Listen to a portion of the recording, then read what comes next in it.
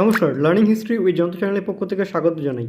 আজকের এই ভিডিওটিতে যারা 6 সেমিস্টারে পড়ছো বর্ধমান ইউনিভার্সিটি আন্ডারে এবং পাশে হিস্ট্রি রয়েছে ডিএসসি 1B, তাদের some aspect of European history 1789 to 1945 এই যে পেপারটি রয়েছে তার সাজেশন নিয়ে উপস্থিত হয়েছি ইউনিট 1 থেকে ইউনিট 6 পর্যন্ত। স্টার মার্কস দেওয়া প্রশ্নগুলি অতি অবশ্যই তোমরা দেখে রাখবে এবং বাকি প্রশ্নগুলো দেখে রাখলে আশা করি সবগুলোই তোমরা কমন পেয়ে যাবে। এরপর চলো প্রথমে ইউনিট 1-এ প্রথম যে গুরুত্বপূর্ণ প্রশ্নগুলি সেগুলো দেখে নেওয়া যাক সাজেশন হিসেবে। প্রথমে স্টার মার্কস দেওয়া প্রশ্ন, ফরাসি বিপ্লবের রাজনৈতিক কারণগুলি আলোচনা করো। দ্বিতীয় স্টার মার্কস দেওয়া প্রশ্ন, ফরাসি বিপ্লবের পিছনে আর্থিক সংকট কতটা দায়ী ছিল। তৃতীয় স্টার মার্কস দেওয়া প্রশ্ন, ফরাসি সাংবিধানিক সভার কার্যাবলী পর্যালোচনা করো। ফরাসি সাংবিধানিক সভার কার্যাবলী পর্যালোচনা করো। এটি 10 এবং 5 মার্কসের জন্য ইম্পর্টেন্ট।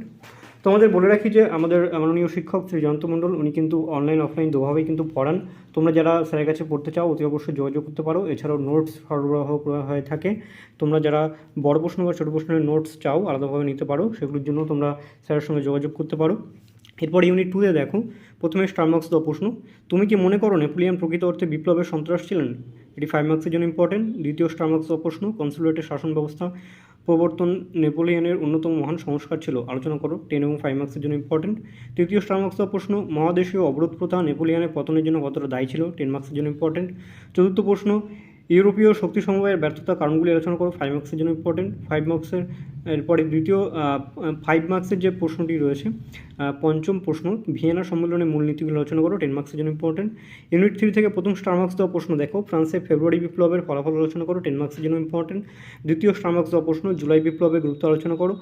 ইউনিট 4 থেকে দেখো প্রথমে স্টার মার্কস দেওয়া প্রশ্ন, জার্মানির ঐক্য আন্দোলনে বিসমার্কের অবদান আলোচনা করো অথবা বিসমার্ক কীভাবে জার্মানিকে ঐক্যবদ্ধ করেছিলেন। 10 মার্কসের জন্য ইম্পর্টেন্ট। দ্বিতীয় প্রশ্ন, ইয়ং ইতালি আন্দোলনে মাতসিনির ভূমিকা আলোচনা করো অথবা ইতালির ঐক্য আন্দোলনে মাতসিনির ভূমিকা আলোচনা করো। এটি 5 মার্কসের জন্য ইম্পর্টেন্ট। তৃতীয় স্টার মার্কস দেওয়া প্রশ্ন, ক্রিমিয়ার যুদ্ধের ফলাফল আলোচনা করো। 5 মার্কসের জন্য ইম্পর্টেন্ট। চতুর্থ প্রশ্ন, বিসমার্কের পররাষ্ট্রনীতির উপর একটি টিকা লেখো। পঞ্চম স্টার মার্কস দেওয়া প্রশ্ন, জার দ্বিতীয় আলেকজান্ডারের শাসন সংস্কারগুলি ব্যাখ্যা করো, তার নীতি ব্যর্থ হয়েছিল কেন। ষষ্ঠ প্রশ্ন, রুশ তুর্কি যুদ্ধের প্রেক্ষাপট আলোচনা করো। ইউনিট 5 থেকে প্রথমে দেখো স্টার মার্কস দেওয়া প্রশ্ন, প্রথম বিশ্বযুদ্ধের প্রেক্ষাপট বিশ্লেষণ করো। 10 মার্কসের জন্য ইম্পর্টেন্ট।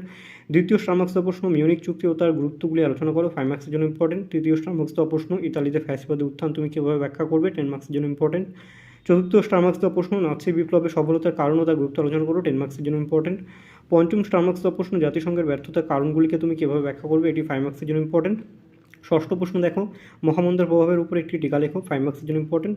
সপ্তম প্রশ্ন, বিশ্ব শান্তি এবং আন্তর্জাতিক নিরাপত্তা স্থাপনে লিগ অফ নেশনসের ভূমিকা আলোচনা করো।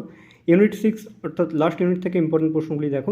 দুটি মাত্র ইম্পর্টেন্ট প্রশ্ন দেওয়া হয়েছে, স্টার মার্কস দেওয়া অতি অবশ্যই তোমরা রেডি করে রাখবে। প্রথম প্রশ্ন স্টার মার্কস দেওয়া, দ্বিতীয় বিশ্বযুদ্ধের জন্য হিটলার কতটা দায়ী ছিল। 10 মার্কসের জন্য ইম্পর্টেন্ট। এবং দ্বিতীয় স্টার মার্কস দেওয়া প্রশ্ন, সম্মিলিত জাতিপুঞ্জ বিষয়ে একটি প্রবন্ধ রচনা করো।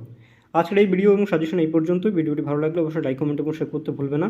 এবং অতি অবশ্যই তোমরা কিন্তু স্টার মার্কস দেওয়া প্রশ্নগুলি রেডি করে রাখবে এবং বাকি প্রশ্নগুলো দেখে রাখবে, তাহলে আশা করি সবই কমন পাবে।